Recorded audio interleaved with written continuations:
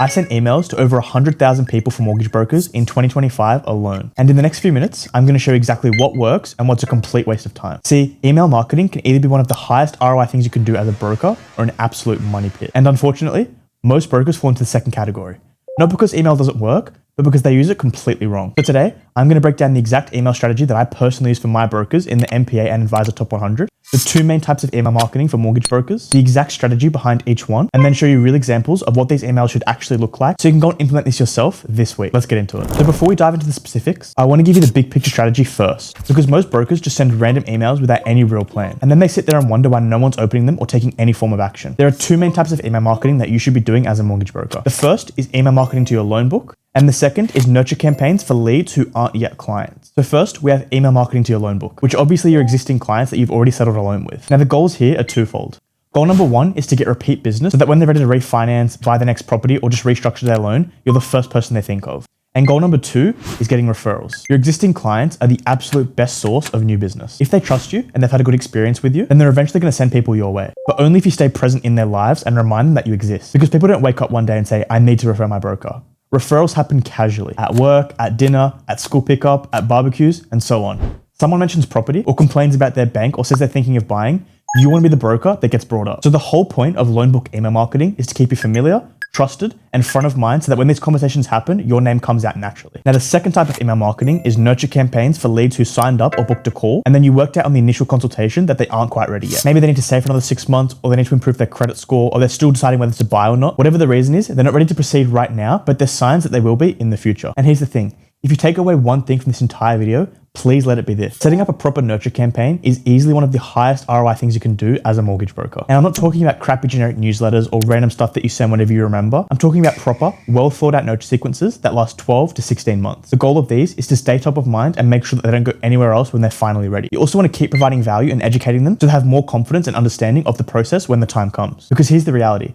If you don't nurture these leads, most of them are going to forget about you. So you need to stay in their inbox, you need to keep providing value, and you need to be the obvious choice when they're ready to take action. All right, now that we've cleared up the overall strategy and the email types, let's get into what your emails should actually look like. So as we said earlier, the first type of emails we have are loan book emails, where we send updates to our existing clients to keep them engaged and get referrals. The format we use is pretty straightforward. It's basically a monthly or fortnightly market wrap that keeps them up to date with what's happening in the finance world, subtly flexes how elite your business is, and shows them all the awards and milestones you're smashing to give them the vibe that your services are highly in demand. And the reason this works is because it makes them feel like they're really with the best. It doesn't let them form any doubtful thoughts like, I wonder if I should go with a different person, or maybe I should check rates with another broker. Because when they see consistent updates from you about how your business is growing, how many clients you're helping, the awards you're winning, and all of that, it reinforces that they made the right decision by choosing you. So here's what the structure looks like for these emails. At the top, we have some key figures and milestones from the month. You could say something like, this month we settled 15 million loans, helped 27 clients secure their dream homes, and we were shortlisted for XYZ award. You can see in this case here that we have +4 new staff members, 1 major award nomination, and a 51% increase in loan volume versus October 2024. This way clients can quickly scan that you're growing and they're with a winning, high-performing company. It's just another way to build social proof even after they've already become a client. Then we have 2 to 3 new segments for the month. So this might be an update on interest rates, a new government scheme that's just been announced, changes to lending policies, or whatever else you think is relevant to your clients. You can see here in this mock-up example from late 2025 that we just covered some trending news about Australia's property market hitting an all-time high and the new laws that were proposed to change Sydney's Environmental and Planning Assessment Act. Basically, the key here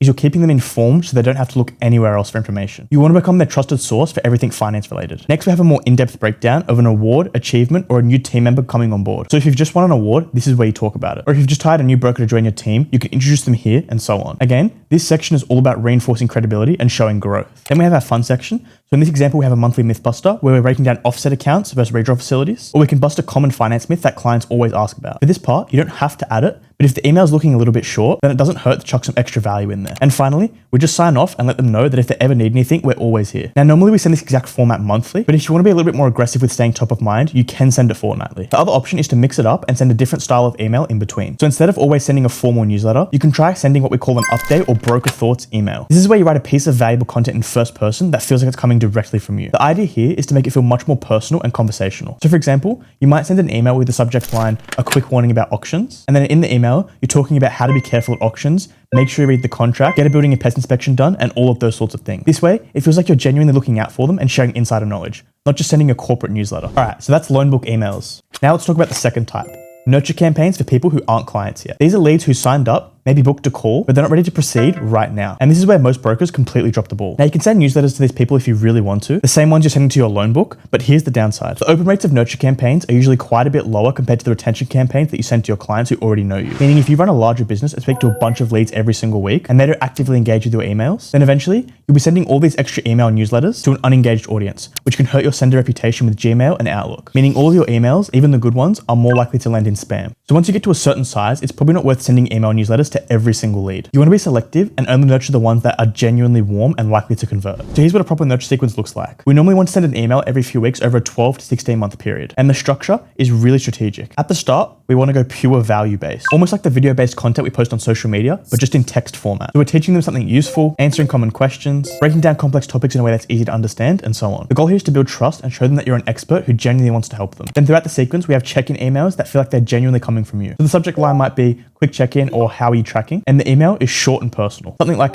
hey name, I just wanted to check in and see how you're going with your savings goals. If you've got any questions or you want to have a chat about where you're at, just reply to this email so we can jump on a call. The reason we do this is because when people feel like it's a personal message directed specifically to them, they're far more likely to act. Because when they feel like you're talking to them directly, some people genuinely feel obliged to get back to you because it doesn't have that mass email feel. Instead, it feels like you actually care about their situation. Then towards the end of the sequence, around the 12 to 14 month period, we push them through a final special offer where we do one last push. Then we basically say for the next 30 days, we've opened up a special offer and we break it down for them. Then after that 30-day period, if they still don't respond, we push them out of the nurture sequence and stop emailing them. And the reason we end it is to protect our sending status and make sure our email list stays clean. If we keep emailing people who never open or engage with us, it's going to hurt our deliverability for everyone else. So after 12 to 16 months, if they haven't taken any action, we cut them loose. And if you want to keep nurturing them for some reason, then you can either have a junior call them manually or continue emailing them, but with much less frequency. So potentially only emailing them every 6 to 8 months instead of monthly. So there you have it. That's the complete email marketing strategy for mortgage brokers. You've got two main types: loan book emails to stay top of mind with existing clients and get referrals, and nurture campaigns to convert warm leads who aren't ready yet. So for your loan book, send monthly or fortnightly newsletters with updates, achievements, valuable content, and personal touches. And if you want, you can mix in some broker thoughts emails to keep it feeling human. And for your nurture campaigns, set up a 12 to 16 month sequence with pure value at the start, personal check-ins throughout, and a final offer at the end. And if they don't act, cut them loose. If you implement just these two strategies properly, you should see a massive increase in repeat business, referrals, and conversions from non-closed leads. Now, if you're confused on how to create a winning offer for your nurture sequence as a broker, you can check out this video here that goes over all the winning offers we found for mortgage brokers after spending $1 million on Facebook ads. And if you need help setting up your email marketing system, or you just want someone to write and manage the whole thing for you, there's a link in the description to book in a time to chat directly with me. If you found this valuable and you want more content like this every week, hit that subscribe button so you don't miss anything. Thanks for watching, and I'll see you in the next one.